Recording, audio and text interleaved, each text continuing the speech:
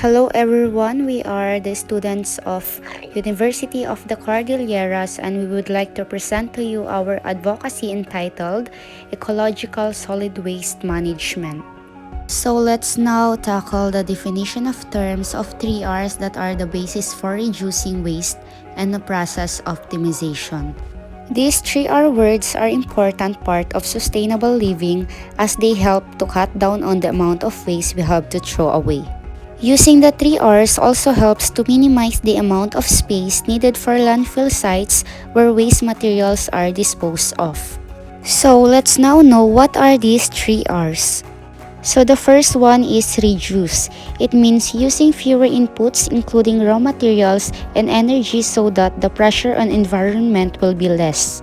Second is reuse. It means returning a part of the waste stream of a product to be used repeatedly for the same purpose, or it refers to using items more than once. The third and the last R of 3 R's is recycle. This means returning part of the waste stream to the system, either to be used for the same type of product for which it was originally manufactured or to be remade into something new. This means putting a product to a new use instead of throwing it away. So let's now tackle the importance of 3 R's in our community. First, it helps families save money because they pay for less disposal cost. Second, produces less air and water pollution. Third, it prevents water and soil contamination and its potential adverse impacts on public health. Fourth, 3 R saves energy. It also decreases emissions of greenhouse gases that contribute to global climate change. 3 R's also helps to sustain the environment for future generations. Lastly, it conserves natural resources. It's really simple. Reduce the amount of waste you produce. Reuse items as much as you can before replacing them. Lastly, recycle items wherever possible. Here are some things that we can do to reduce. Use a refillable water bottle instead of buying individual plastic bottle of water.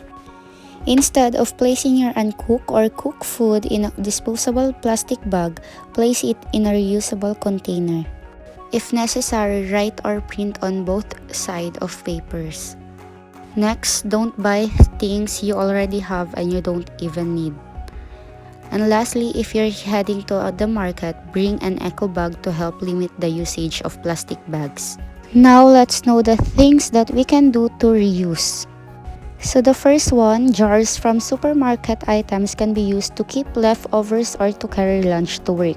Second, make use of old clothes as cleaning rags. In addition, unwanted or unused clothing may frequently be donated to be used by those in need. And lastly, you may also reuse the eco bag the next time you go shopping. Now, here are the things that we can do to recycle. Scrap metal can be fashioned into new designs. Old newspaper can be transformed by the manufacturer into a new paper product. Shredded rubber can be used as an additive in asphalt pavements, and discarded tires can be used to make swings and other types of recreational climbing equipment in tire playgrounds for kids. Lastly, concrete debris from construction sites is mostly sand and gravel, which can be crushed and reused as a road sub-base gravel. Waste management is important as it saves the environment from the toxic effects of inorganic and biodegradable elements present in waste. Solid waste management is extremely important in our community, mainly because it will prevent our household from experiencing the hazardous outcomes of solid waste material. By getting rid of most of this waste matter properly, we can actually protect our loved ones along with the environment. Waste management is also an important element of environmental protection. The purpose of this is to provide hygienic, efficient, and economic solid waste storage, collection, transportation, and treatment of disposal of waste without polluting the atmosphere, soil, or water system. Mismanagement of waste can cause water contamination, soil erosion, and air contamination. Waste can be recycled if collected and managed efficiently. There are many ways for properly disposing our waste, and we will give you the 4 ways. First is recycling. Recycling refers to the direct reuse of used products. It is the process of collecting and processing materials that would otherwise be thrown away as a trash and turning them into a new product. Example is turning newspaper into paper plates or boxes. Second is composting. Composting is the process of collecting and storing plant materials so it can be decay and be added to soil to improve its quality. Examples are food scraps, grass clipping, leaves, animal manure, and coffee grounds can be added to soil and use it as a fertilizers. Third is chemical, physical, and biological treatment. Chemical physical process strip waste of pollutants and enable safe landfilling. Biological process transform pollutants into harmless products with the help of microorganisms or plants.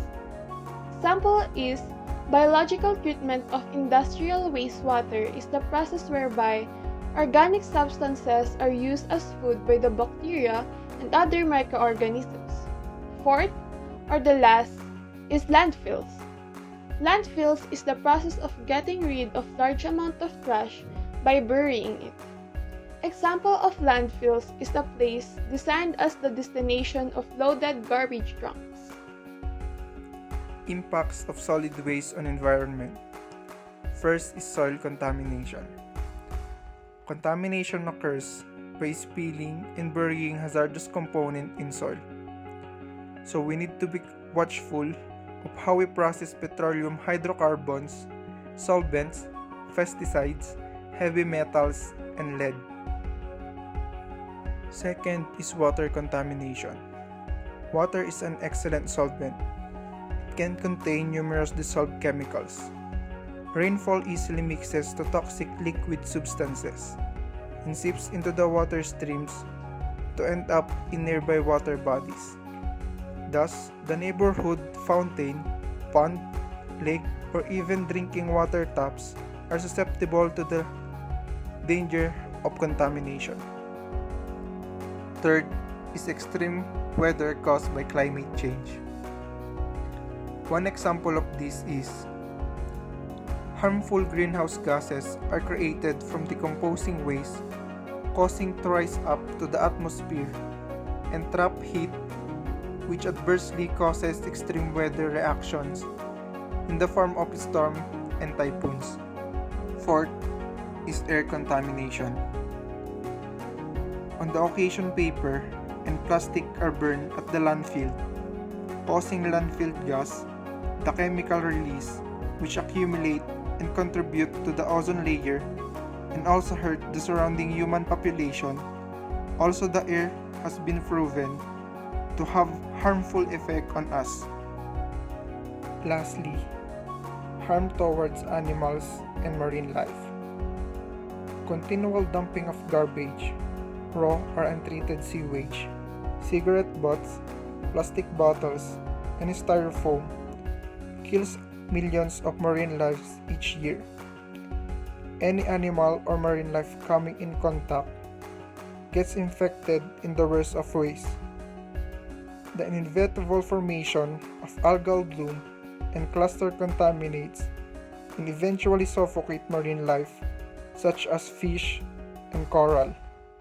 That's all. Thank you for watching and listening, and always remember that reduce, reuse, recycle are all about minimizing the amount of waste we produce, reusing products as much as we can, and remembering to recycle any materials that can be used for a new purpose.